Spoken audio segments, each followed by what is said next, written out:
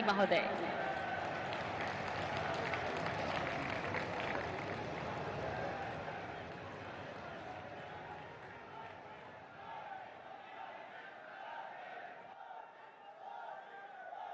मां त्रिपुर सुंदरी की, बेड़ेश्वर धाम की, मानगढ़ धाम की, आपको जय गुरु। राम राम। राज्यपाल श्रीमान हरिभाऊ बागड़े जी, यहाँ के लोकप्रिय मुख्यमंत्री श्री भजनलाल शर्मा जी, पूर्व मुख्यमंत्री बहन वसुंधरा राजे जी, मंत्रिमंडल में मेरे सहयोगी प्रहलाद जोशी जी, जोधपुर से हमारे साथ जुड़ रहे भाई गजेंद्र सिंह शेखावत जी, अश्विनी वैष्णव जी, बीकानेर से हमारे साथ जुड़ रहे श्रीमान अर्जुनराम मेघवाल जी, यहां उपस्थित उप मुख्यमंत्री पति प्रेमचंद बैरवा जी, दिया कुमारी जी, भाजपा के प्रदेश अध्यक्ष श्रीमान मदन राठौड़ जी, राजस्थान सरकार के मंत्रीगण, अन्य सभी महानुभाव, भाई और बहनों, आज नवरात्र के चौथे दिन मुझे बांसवाड़ा में मां त्रिपुर सुंदरी की धरती पर आने का सौभाग्य मिला है। मुझे कांठल और वागड़ की गंगा मानी जाने वाली माही मां के भी दर्शन हुए। माही का पानी हमारे आदिवासी भाई बहनों के संघर्ष और उनकी जीवटता का प्रतीक है।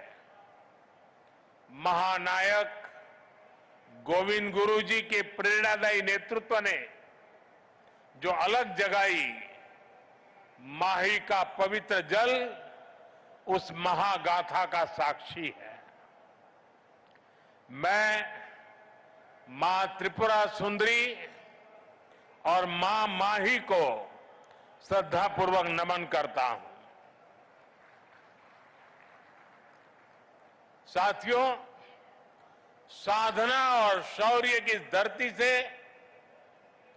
मैं महाराणा प्रताप, राजा बांसिया भील, उनको श्रद्धापूर्वक उनका पुण्य स्मरण करता हूं और उन्हें नमन करता हूं। साथियों, नवरात्रि में हम शक्ति के 9 स्वरूपों की पूजा करते हैं और आज यहां ऊर्जा शक्ति यानी बिजली उत्पादन से जुड़ा इतना बड़ा आयोजन हो रहा है। राजस्थान की धरती से आज बिजली क्षेत्र में भारत के सामर्थ्य का एक नया अध्याय लिखा जा रहा है। आज राजस्थान, मध्य प्रदेश, आंध्र प्रदेश, कर्नाटका और महाराष्ट्र में 90,000 करोड़ रुपए से ज्यादा के बिजली प्रोजेक्ट शुरू हुए हैं। 90,000 करोड़ रुपया से ज्यादा के प्रोजेक्ट्स एक साथ शुरू होना ये दिखाता है कि देश आज बिजली की रफ्तार से आगे बढ़ रहा है और इस रफ्तार में देश के सभी हिस्से शामिल हैं। हर राज्य को प्राथमिकता दी जा रही है। यहां राजस्थान में भी क्लीन एनर्जी प्रोजेक्ट और ट्रांसमिशन लाइन की आधारशिला रखी गई है। बांसवाड़ा में राजस्थान एटॉमिक पावर प्रोजेक्ट का शिलान्यास हुआ है। यहां सोलर एनर्जी प्रोजेक्ट का उद्घाटन भी हुआ है। यानी सोलर ऊर्जा से लेकर परमाणु ऊर्जा तक देश अपनी बिजली उत्पादन क्षमता को नई ऊंचाई तक लेकर जा रहा है। साथियों, आज तकनीक और उद्योगों के जमाने में विकास की गाड़ी बिजली से ही दौड़ती है। बिजली है तो उजाला है, बिजली है तो गति है, बिजली है तो प्रगति है, बिजली है तो दूरियां मिटती हैं और बिजली है तो दुनिया हमारे पास है। लेकिन मेरे भाइयों बहनों, हमारे देश में कांग्रेस की सरकार ने बिजली के महत्व पर ध्यान ही नहीं दिया। जब 2014 में आपने मुझे सेवा का अवसर दिया और जब मैंने दायित्व संभाला तो देश के 2.5 करोड़ घर ऐसे थे जहां बिजली का कनेक्शन नहीं था। आजादी के 70 साल बाद भी देश के 18,000 गांवों में बिजली का खंभा तक नहीं लगा था। देश के बड़े बड़े शहरों में घंटों घंटों की बिजली कटौती होती थी। गांव में तो 4-5 घंटे बिजली आ जाए तो बड़ी बात होती थी और उस समय लोग चुटकुला सुनाते थे कि हमारे यहां बिजली जाती है, ये न्यूज नहीं है। लोग कहते थे कि बिजली आई, वो न्यूज होता था। लोग एक दूसरे को बधाई देते थे कि आज 1 घंटा बिजली आई थी। वो हाल थे। आज बिजली नहीं थी तो फैक्ट्रियां भी नहीं चल पाती थी, नए उद्योग नहीं लग पाते थे। राजस्थान समेत पूरे देश में यही हालत थी। भाइयों बहनों, 2014 में हमारी सरकार ने इन हालातों को बदलने का संकल्प लिया। हमने देश के हर गांव तक बिजली पहुंचाई। हमने 2.5 करोड़ घरों को मुफ्त बिजली कनेक्शन दिया और जहां जहां बिजली के तार पहुंचे वहां बिजली भी पहुंची। वहां लोगों की जिंदगी आसान हुई, वहां नए नए उद्योग पहुंचे। साथियों, 21वीं सदी में जिस देश को तेज गति से विकास करना है उसे अपने यहां बिजली उत्पादन बढ़ाना ही होगा और इसमें भी सबसे सफल वही देश होंगे जो स्वच्छ ऊर्जा यानी क्लीन एनर्जी में आगे रहेंगे। इसलिए हमारी सरकार स्वच्छ ऊर्जा के अभियान को एक जन आंदोलन बनाकर काम कर रही है। हमने पीएम सूर्य घर मुफ्त बिजली योजना शुरू की। आज इस योजना के तहत शहरों और गांवों में छतों पर सोलर पैनल लग रहे हैं। हमारे किसानों को सस्ती बिजली मिले, इसके लिए पीएम कुसुम योजना के तहत खेतों में भी सोलर पंप लगाए जा रहे हैं। आज इस दिशा में कई राज्यों में सोलर प्रोजेक्ट्स का उद्घाटन हुआ है।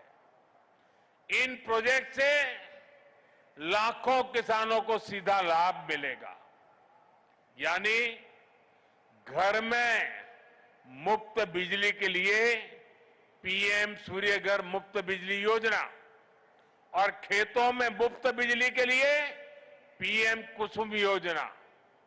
अभी मैं कुछ देर पहले पीएम कुसुम योजना के कई मेरे किसान भाई बहनों से जो इनके लाभार्थी हैं उनसे बात कर रहा था। मैं महाराष्ट्र के भी किसान भाई बहनों से बात कर रहा था और वो अपने जो अनुभव बता रहे थे वो बहुत ही उत्साहवर्धक थे। सौर ऊर्जा से मुफ्त बिजली उनके लिए बहुत बड़ा वरदान साबित हो रहा है। साथियों, आज भारत विकसित होने के लिए तेज गति से काम कर रहा है और इसमें राजस्थान की भी बड़ी भूमिका है। आज यहां राजस्थान के लोगों के लिए 30,000 करोड़ रुपए की अन्य परियोजनाओं को भी शुरू किया गया है। पानी, बिजली, सेहत, इससे जुड़ी इन परियोजनाओं को उससे आप लोगों की सुविधाएं बढ़ेगी। मैंने अभी वंदे भारत समेत 3 नई ट्रेनों को हरी झंडी भी दिखाई है। इस समय देश में रोजगार के नए अवसर पैदा करने का भी बड़ा अभियान चल रहा है। उसी कड़ी में आज राजस्थान के 15,000 युवाओं को सरकारी नौकरियों के नियुक्ति पत्र भी मिले हैं। मैं इन सभी युवाओं को जीवन की इस नई यात्रा की शुभकामनाएं देता हूं।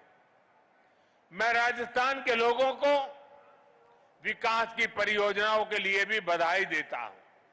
साथियों, मुझे खुशी है कि आज राजस्थान की भाजपा सरकार राज्य के विकास में पूरी ईमानदारी से जुटी है। कांग्रेस ने राजस्थान को लूटकर जो जख्म दिए उसे भरने का काम हमारी सरकार कर रही है। कांग्रेस सरकार में राजस्थान पेपर लीक का सेंटर बन गया था। जल जीवन मिशन को भी कांग्रेस ने भ्रष्टाचार की भेंट चढ़ा दिया था। महिलाओं पर अत्याचार चरम पर था। बलात्कारियों को संरक्षण दिया जा रहा था।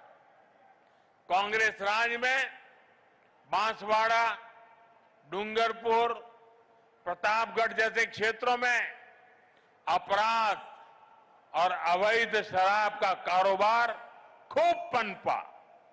लेकिन जब यहां आपने भाजपा को मौका दिया तो हमने कानून व्यवस्था को मजबूत किया, योजनाओं में तेजी लाए। हम यहां बड़े बड़े प्रोजेक्ट लगा रहे हैं। आज राजस्थान में हाईवे, एक्सप्रेसवेज का नेटवर्क बिछाया जा रहा है। आज भाजपा सरकार राजस्थान को, दक्षिण राजस्थान को तेज विकास की राह पर आगे बढ़ा रही है। साथियों, आज पंडित दीनदयाल उपाध्याय जी की जन्म जयंती है। उन्होंने हमें अंत्योदय का सिद्धांत दिया था। अंत्योदय यानी समाज के आखिरी पायदान पर खड़े व्यक्ति का उत्थान। उनका ये विजन आज हमारा मिशन बन चुका है।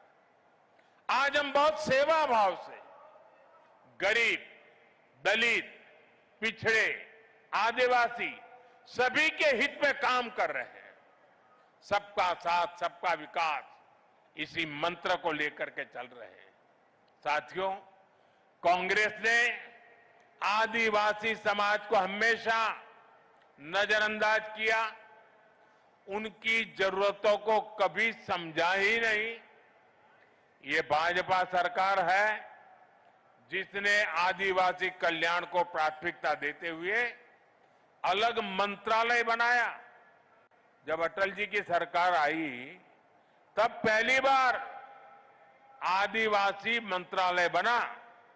उसके पहले इतने दशक चले गए, इतने बड़े महान नेता पैदा हो गए, लेकिन आदिवासियों के लिए एक अलग मंत्रालय नहीं बना। ये भाजपा सरकार आई, जब अटल जी आए तब बना। कांग्रेस के दौर में कोई कल्पना भी नहीं कर सकता था कि आदिवासी अंचल में इतने बड़े प्रोजेक्ट्स आएंगे। आज भाजपा सरकार में वो सब कुछ संभव है।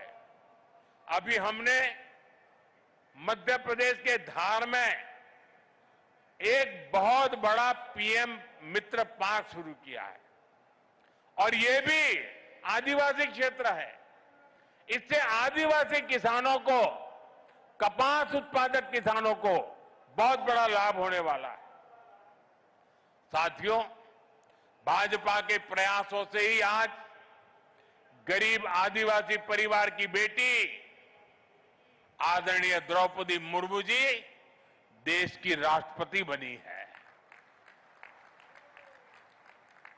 और राष्ट्रपति जी ने ही आदिवासियों में भी अति पिछड़े आदिवासी समाज का विषय उठाया था। उनकी प्रेरणा से ही हमने पीएम जनमन योजना शुरू की है। इसके तहत आदिवासियों में भी अति पिछड़े समाज को प्राथमिकता दी जा रही है। आज धरती आबा जनजातीय ग्राम उत्कर्ष अभियान के तहत जनजातीय गांवों को आधुनिक बनाया जा रहा है। भगवान बिरसा मुंडा को लोग धरती आबा के रूप में भी जानते हैं। इसका लाभ 5 करोड़ से ज्यादा आदिवासियों तक पहुंचेगा। आज देश में सैकड़ों एकलव्य मॉडल आदिवासी विद्यालय खोले जा रहे हैं। हमने वनवासियों और अनुसूचित जनजातियों के वन अधिकारों को भी मान्यता दी। साथियों, आप ये भी जानते हैं, हमारे आदिवासी भाई बहन हजारों वर्षों से जंगल के संसाधनों का इस्तेमाल करते आए हैं। ये वन संसाधन उनकी प्रगति का जरिया बने, इसके लिए हमने वन धन योजना शुरू की।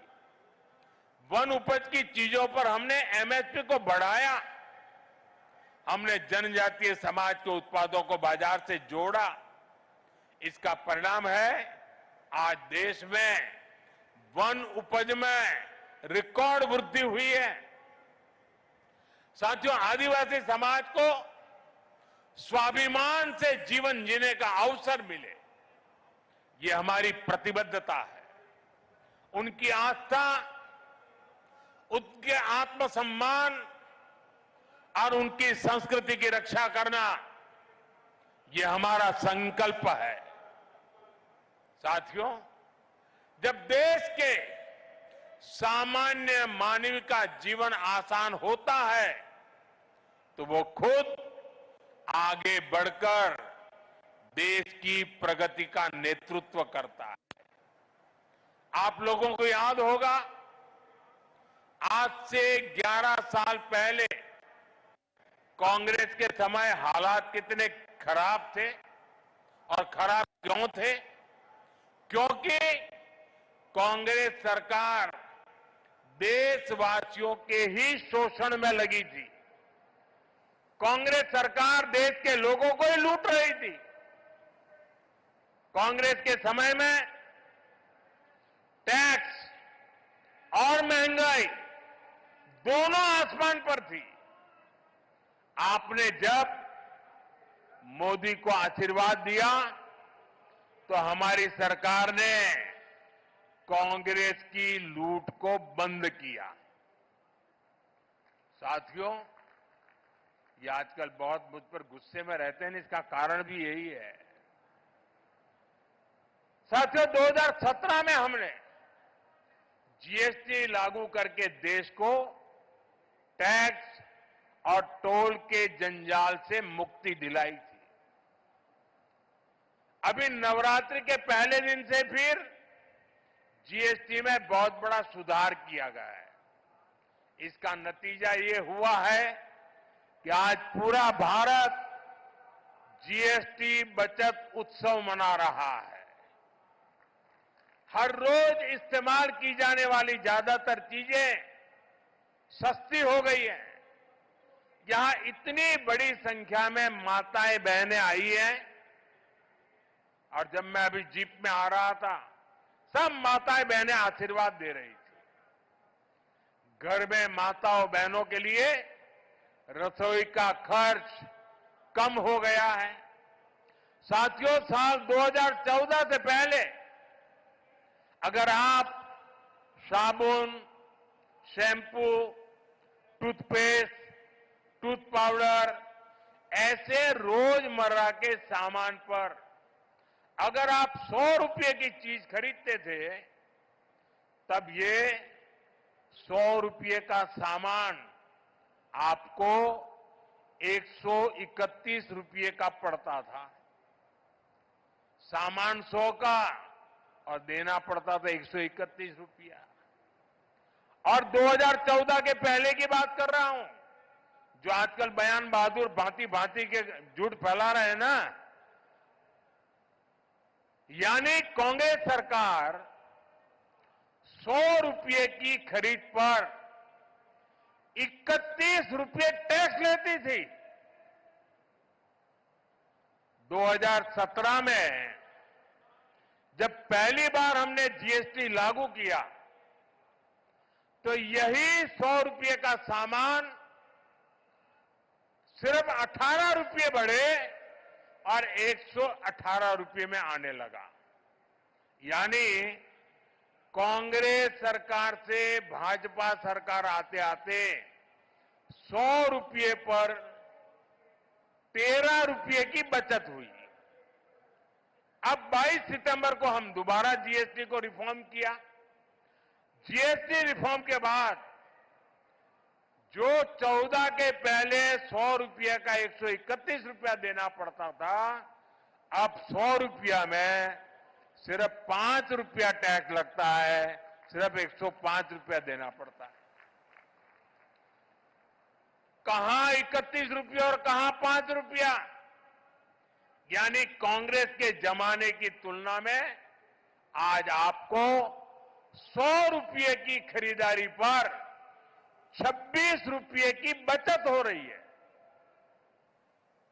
माताएं बहनें तो महीने के बजट का पूरा हिसाब रखती है। हम हिसाब से तो दर महीने अब आपको सैकड़ों रुपये की बचत होने वाली है। साथियों, जूते चप्पल तो सबकी जरूरत होते हैं। कांग्रेस के राज में अगर आपको 500 रुपये का जूता खरीदना होता था, तो वो 575 रुपये का आता था। यानी 500 का जूता और बिल आता था 575। यानी कांग्रेस 500 रुपये के जूते पर 75 रुपये का टैक्स आपसे वसूलती थी। हमने जीएसटी लागू किया तो टैक्स 15 रुपया कम हो गया। अब नए जीएसटी के बाद आपको इसी जूते पर 50 रुपया कम देना पड़ेगा। पहले 500 से ऊपर के जूतों पर और भी ज्यादा टैक्स लगता था। हमने वो 500 वाला स्लैब भी हटा दिया। अब हमने जो 500 तक का स्लैब था उसको हटा करके 2500 रुपये तक जो जूते उसका टैक्स भी कम कर दिया। साथियों, एक सामान्य परिवार का सपना होता है कि उसके पास एक स्कूटर या मोटरसाइकिल हो। कांग्रेस राज में ये भी पहुंच से बाहर था। कांग्रेस 60,000 की बाइक पर, अगर एक बाइक आप खरीदते हैं 60,000 रुपये में, तो 19,000 रुपये से अधिक टैक्स लेती थी। बताइए, 60,000 रुपये के सामने 19,000 से ज्यादा टैक्स। 2017 में हम जीएसटी लाए तो ये टैक्स 2-2.5 हजार रुपया कम किया। और अब 22 सितंबर को जो दरें लागू की, उसके बाद अब 60,000 की बाइक पर सिर्फ 10,000 रुपया टैक्स हम ले आए नीचे। यानी 2014 की तुलना में करीब 9,000 रुपये का फायदा हुआ। साथियों, कांग्रेस के राज में अपना घर बनाना भी बहुत महंगा था। 300 रुपए के सीमेंट के बैग पर कांग्रेस सरकार 90 रुपये से अधिक टैक्स लेती थी। 2017 में जीएसटी आने के बाद ये करीब 10 रुपया कम हुआ और अब जब दोबारा हम रिफॉर्म करके जीएसटी लाए तो 22 सितंबर के बाद सीमेंट के उसी बैग पर करीब 50 रुपये ही जीएसटी लग रही है। यानी सीमेंट के हर बैग पर भी 2014 की तुलना में आज 40 रुपये की बचत हो रही है। यानी कांग्रेस राज में जहां लूट ही लूट थी, वहीं आज भाजपा की सरकार में बचत ही बचत है और तभी तो देश जीएसटी बचत उत्सव मना रहा है और जीएसटी बचत उत्सव को पूरे देश में मनाया जा रहा है। लेकिन भाइयों बहनों, ये जीएसटी बचत उत्सव तो चल रहा है, लेकिन हमारा एक और लक्ष्य है, आत्मनिर्भर भारत का। हम किसी और पर निर्भर न रहें, ये अब बहुत आवश्यक है और उसका रास्ता जाता है स्वदेशी के मंत्र से और इसलिए हमें स्वदेशी के मंत्र को भूलना नहीं है। मैं आप सबसे आग्रह करूंगा और राजस्थान में और देश के कोने कोने में जो लोग मुझे सुन रहे हैं, उन सबसे भी आग्रह करूंगा, खास करके मेरे दुकानदार व्यापारियों से आग्रह करूंगा, हम जो बेचेंगे वो स्वदेशी ही बेचेंगे। और मैं देशवासियों से आग्रह करूंगा, हम जो खरीदेंगे वो भी स्वदेशी ही खरीदेंगे। हम दुकानदार को पूछेंगे, बताओ भाई ये स्वदेशी है कि नहीं है? और मेरी तो स्वदेशी की व्याख्या बहुत सिंपल है, कंपनी दुनिया के किसी भी देश की क्यों न हो, ब्रांड दुनिया के किसी भी देश की क्यों न हो, लेकिन वो हिंदुस्तान में बनने वाला होना चाहिए, हिंदुस्तान के मेरे नौजवानों की मेहनत से बना हुआ होना चाहिए, मेरे देश के लोगों के पसीने की उसमें महक हो, उसमें मेरे देश की मिट्टी की महक हो, मेरे लिए वो सब स्वदेशी है। और इसलिए मैं सभी व्यापारियों को कहता हूं, दुकान पे एक बोर्ड लगाइए, गर्व से कहो ये स्वदेशी है। जब आप स्वदेशी खरीदते हैं तो वो पैसा देश के ही किसी कारीगर, कामगार और व्यापारी के पास जाता है। वो पैसा देश के बाहर न जाकर देश के विकास में लगता है। उससे नए हाईवे बनते हैं, नई सड़कें बनती हैं, स्कूल बनते हैं, अस्पताल बनते हैं, गरीबों के लिए घर बनते हैं। और इसलिए साथियों, हमें स्वदेशी को अपना स्वाभिमान बनाना है। मैं चाहूंगा त्योहारों के इस मौसम में आप सब स्वदेशी ही खरीदने का संकल्प लें। इसी संकल्प के साथ मैं एक बार फिर विकास और रोजगार से जुड़ी ढेर सारी परियोजनाओं के लिए आप सबको बहुत बहुत बधाई देता हूं। बहुत बहुत धन्यवाद। मेरे साथ पूरी ताकत से बोलिए, भारत माता की। दोनों हाथ ऊपर करके मां भारती का जय जयकार करें। भारत माता की, भारत माता की, भारत माता की। बहुत बहुत धन्यवाद।